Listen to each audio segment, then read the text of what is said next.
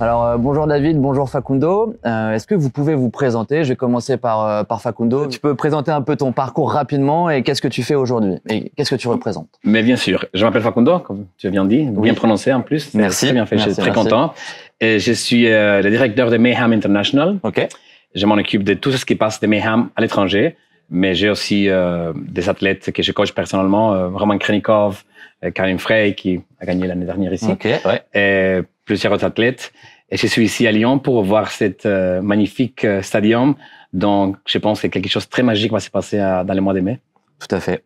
Ok, très bien. David, du coup, est-ce que tu peux te présenter rapidement? Avec plaisir. Salut Arnaud, déjà. Bonjour Merci David. pour l'interview. Écoute, moi je suis David, du coup je travaille pour les French depuis le début en fait. Moi je m'occupe de toute la partie sportive et également je travaille dans les box du CrossFit Louvre, pareil, dans toute la partie sportive avec les 3 head coachs des 3 différentes box. Donc voilà, c'est plutôt la partie sportive dans les deux côtés. Donc c'est bien, ça me fait une transition toute trouvée. Au niveau de la programmation, parce que c'est clairement le sens de l'interview qu'on veut avoir, comment on programme, comment on réfléchit la programmation d'un événement comme les French et maintenant plus gros avec la LDLC Arena. Comment ça se passe? Alors écoute, je pense que chaque année déjà, il faut prendre en compte le lieu. Oui. Ça, c'est vraiment la chose la plus importante parce que tu vois, là, il y a 5 minutes avec Facundo et Gauthier, du coup, la personne qui nous aide cette année sur la programmation, on était en train de regarder avec Arnard la personne de Rock sur toute la mise en place, etc. Ça, c'est vraiment la première chose qu'il faut regarder, c'est le lieu, l'environnement, quel matériel on va pouvoir utiliser. Et à partir de là, on peut commencer à créer et organiser une programmation en essayant d'être le plus varié possible et de toucher à l'univers CrossFit et rester dans cette catégorie où on touche des différents time domaines, on travaille un petit peu sur des choses différentes à chaque fois, que ce soit des barres, des dumbbells ou même des worms pour les équipes. Voilà un peu l'idée. Donc, je dirais en premier le lieu et en deuxième tout ce qui est matériel et à partir de là, on peut commencer à créer l'événement. Ok, pour continuer encore avec toi David, à ce niveau-là, bon, on imagine que une LDLC Arena avec ce standing-là, on peut tout avoir, j'imagine. Est-ce que tu as déjà des idées, un sens, une ADN bien spécifique que tu veux donner aux French? Comment ça se passe? Alors cette année, sans pouvoir trop en donner, parce que ça reste quand même quelque chose de confidentiel, cette année, du coup, on sera séparé avec la partie qui sera demi. Oui. Donc les demi, pour le coup, nous, on programme rien du tout. Oui. On va juste accompagner et faire en sorte d'être un peu les marionnettes pour mettre en place ce que CrossFit attend de nous. Donc ça va être cette partie-là qui va être challengeante cette année, mais du coup, on n'a rien à programmer. Par contre, on va programmer et travailler avec Facundo et donc je te disais Gauthier sur toute la mise en place de la programmation pour l'aspect communautaire. Donc cette année, ce qu'on sait déjà, c'est le nombre d'events qu'on va mettre en place. Sur les journées, on aura 2 events par jour. Et l'idée, c'est que ça soit quelque chose qui ressemble vachement un petit peu à ce qu'on a fait plus dans le passé. On avait un peu moins d'events, mais sur chaque event, on envoie la sauce, quoi, en quelque sorte. Ok. Du coup, Facundo, là, il vient très bien t'introduire. Hein. T'as vu comment il parle bien? Oui, je suis surpris. Est-ce que tu peux préciser ton rôle ici avec les French? Qu'est-ce que tu vas faire? Pourquoi? Comment? Dis-nous tout.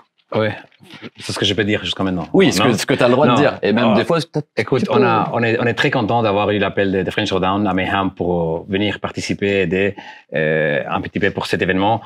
Moi, personnellement, j'étais très fan de French Showdown depuis très longtemps.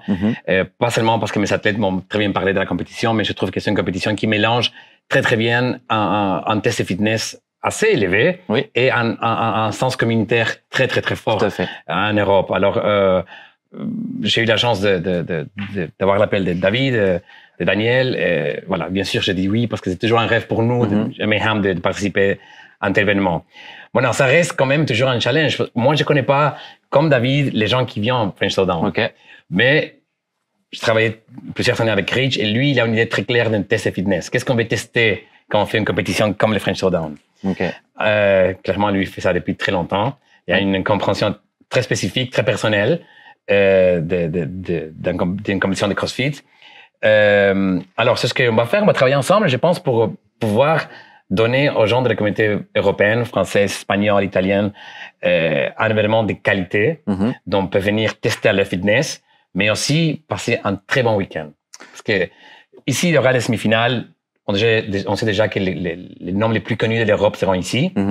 Mais ça ne veut pas dire que les gens qui n'ont pas arrivé à la semi-finale n'ont pas le droit d'avoir une compétition de même niveau. Tout à fait. Alors, le challenge, c'est de créer quelque chose qui va être vraiment, je ne dis pas en concurrence, mais quelque chose de les gens qui vont venir ici. En termes de niveau, on peut s'approcher des demi pour les French. C'est ça qu'on lit entre les lignes là. Pour moi, c'est un rêve que les gens puissent dire je suis venu à Lyon, j'ai vu la demi-finale, mais j'ai participé dans l'aspect communautaire. À une deuxième demi-finale, on peut dire. Voilà. Et j'ai eu la sensation de participer dans une compétition qui était dans le même niveau que semi-finale. Du coup, il y aura la touche Mayhem dans la programmation. On aura le retour de Rich, de toute son expérience, forcément, qui est, j'imagine, bénéfique. Comment tu vois cet apport-là, toi, David, de Mayhem et de Rich? C'est un honneur aussi, peut-être, de travailler avec cette équipe-là. Bah ouais, un peu, tu sais, Rich Froning pour nous en France. Et tout à fait. Moi, je suis comme un enfant, en fait, en le voyant. On est très fans, je pense, comme nous tous.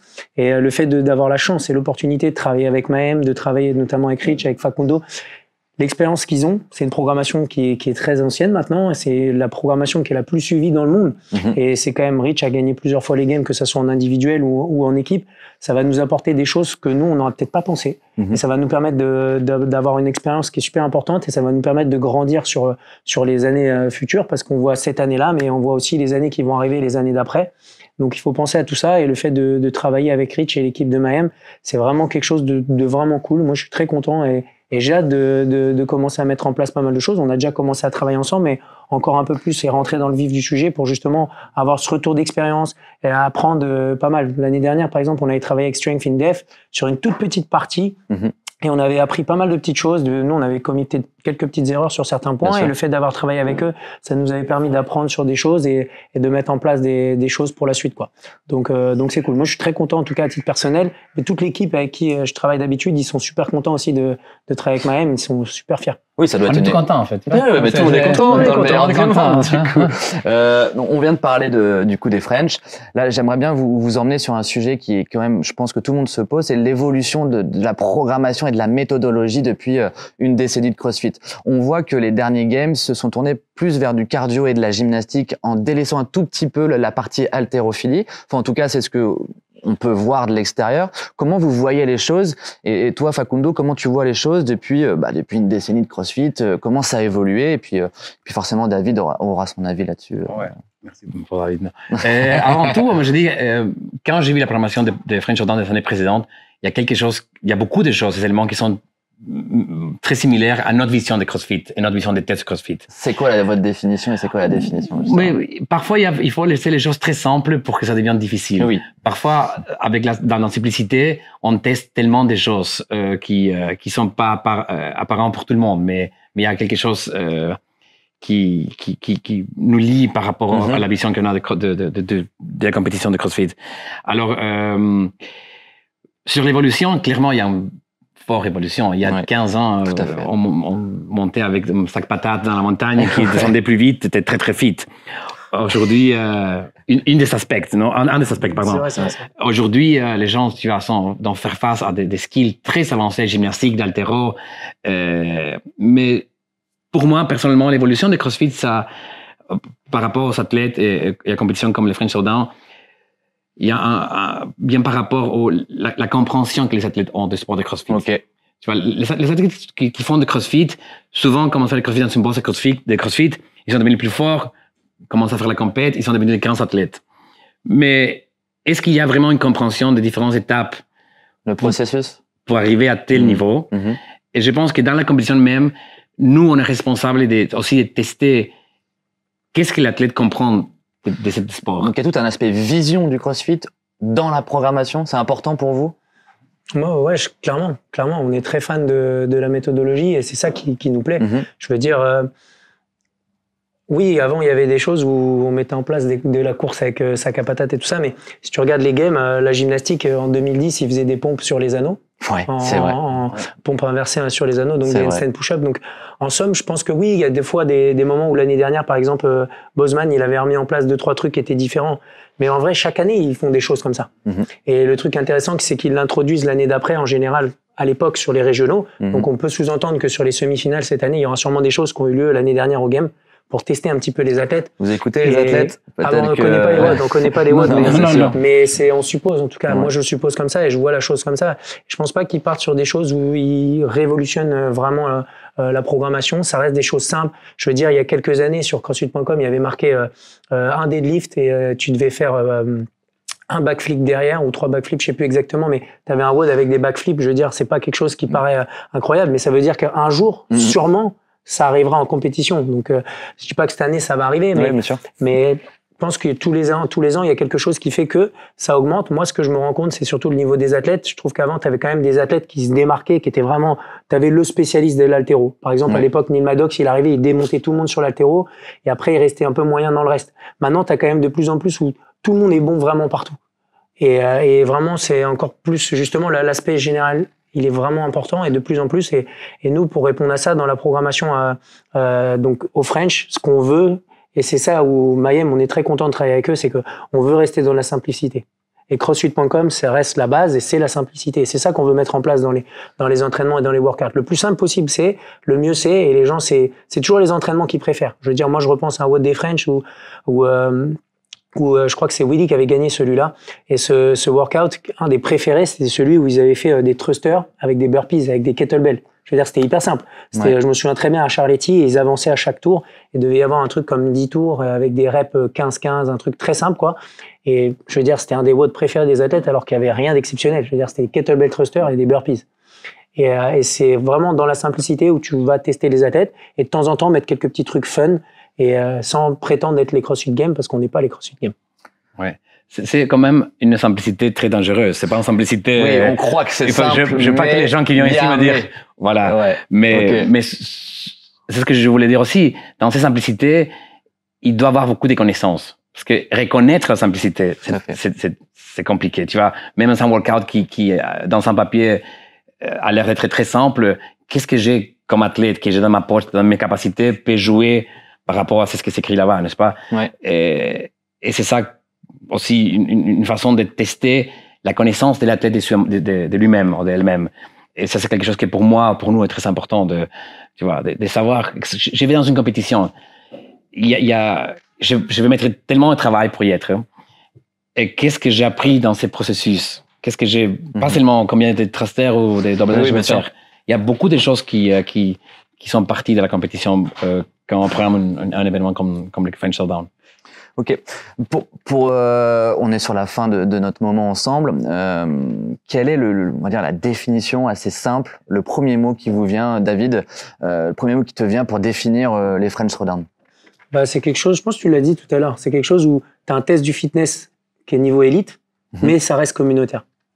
Et c'est vraiment ça pour moi la définition du French, c'est tester les athlètes pour qu'ils se dépassent et qu'ils aient un vrai test du fitness. C'est pas juste faire des entraînements et pour faire des entraînements, qu'il y ait un réel test et qu'on réfléchisse à tout ça.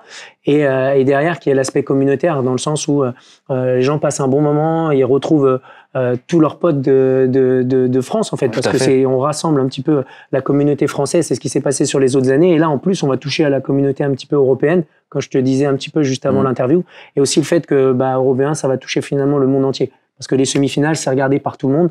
Donc tout ce côté-là, pour moi, c'est communautaire et test du fitness. Précisons un point qu'on a un tout petit peu développé, mais pas assez à mon goût. Au niveau des équipes, j'imagine que tu n'es pas tout seul, tu l'as abordé juste avant. Est-ce que tu peux nous expliquer comment tu fonctionnes avec tes équipes, maintenant avec Mayhem? Est-ce que c'est un travail de tous les jours? Est-ce que tu t'appuies sur certaines personnes sur telles compétences? Comment tu vois, comment ça se passe? Alors jusqu'à présent, du coup, les années précédentes, on avait... moi, je travaillais avec toute l'équipe des head coachs des différentes salles. Donc, à partir de là, plus les anciens coachs qui ont de l'expérience et qui sont coachs au Louvre depuis longtemps. Et on travaillait sur les WOD de qualif, puis après les WOD de la finale, au travers d'un apport de Julian et de Jordan, pour avoir un petit peu le retour d'expérience et un regard un petit peu extérieur. Mais à partir de cette année, on a créé vraiment une équipe sportive. Donc là, cette année, moi, je travaille avec un garçon qui s'appelle Gauthier, et on travaille sur l'élaboration des entraînements, etc. Et en plus, cette année, du coup, on va travailler avec Facundo et l'équipe de Mayhem où on a organisé justement tous les WOD de qualification. Et là, on a à voir les WOD de la finale qui commencent à se mettre en place petit à petit. Et du coup, normalement, avec Rich, qui va mettre en place son petit grain de sel dans les entraînements pour créer vraiment quelque chose de très homogène et très crossfit, quoi. Donc là, vous êtes sur la fin de l'organisation. Vous avez à peu près, comme tu disais, on attend le matériel, la salle est vraiment le point final de l'organisation. Mais vous avez déjà bien avancé dans la programmation de cet événement? Je pense qu'on a déjà fait la première partie. Mais après, on doit retravailler les choses et faire tester les entraînements. Et cette année, comme je te disais, on a créé une vraie équipe sportive où Par exemple, les watts de qualif, ils ont été testés une fois par un athlète des Games et ensuite ils ont été retestés en direct avec Gauthier, moi et Jordan. Du coup, on les a retestés en live à Paris parce que Facundo il pouvait pas venir ce jour-là et on a retesté avec 2 autres athlètes qui ont mis en place les entraînements pour voir visuellement comment ça allait se mettre en place. Donc cette année, on fait vraiment une manière de faire qui est complètement différente par rapport aux autres années d'avant et ça nous permet d'avoir vraiment un temps d'avance sur plein de choses. Et là, c'est ce qu'on va mettre en place pour les watts de la finale. Et pour la finale, je dirais qu'il y a 50%. Pas forcément dans l'élaboration des entraînements, mais il y a l'autre 50% de tout le travail à faire qui va être un peu plus long. Ok. Dernière question pour toi, Facundo. Comment tu as vendu la communauté CrossFit européenne et française, en l'occurrence aujourd'hui on parle de ça, et l'événement French Showdown à Reach? Mais voilà, très facilement, j'ai dit que c'est un événement incroyable qu'il ne pouvait pas rater. Oui, j'imagine. Ça, c'est le début. Tu lui aurais dit la même chose. Voilà. Et puis, voilà, je l'ai déjà dit, j'étais plusieurs fois à Lyon et on mange très, très bien ici. Tout à fait. Rich, il aime bien manger aussi, alors c'était pas difficile de convaincre Rich. Mais là, les French Showdown ont un historique assez important en Europe. C'est pas une compétition qui vient d'être nette, c'est une compétition qui a déjà fait de très belles choses. Alors, je connais Rich très bien. Sûrement, il est allé sur YouTube et vu ce moment des années passées. Mais bon, voilà. Il sait très bien que c'est une grande compétition qui, comme je dis auparavant aussi, qui mixe très très bien la communauté et le fitness. Il est très content d'être là. Et voilà, je pense qu'il compte ce jour déjà pour être ici. Je vais dire une chose. Genre, la dernière fois, on était en Italie et lui, il a pris des cours d'italien avec son téléphone. Alors, j'en suis sûr que dans ces jours qui suivent, il va télécharger une app pour parler français, pour apprendre des mots en français et peut-être parler à la communauté française. Moi, c'est ça, oui. 50 mots, je pense qu'il va arriver à Le rendez-vous est pris. Maintenant, voilà. Tu peux pas, la caméra, t'as enregistré. Rich, 50 mots d'ici à... Mais écoutez, merci beaucoup, messieurs, d'avoir pris le temps de partager tout ce qu'on a pu évoquer aujourd'hui. Et puis, je vous laisse prendre cours à vos occupations. Merci à toi. Merci beaucoup. Ciao.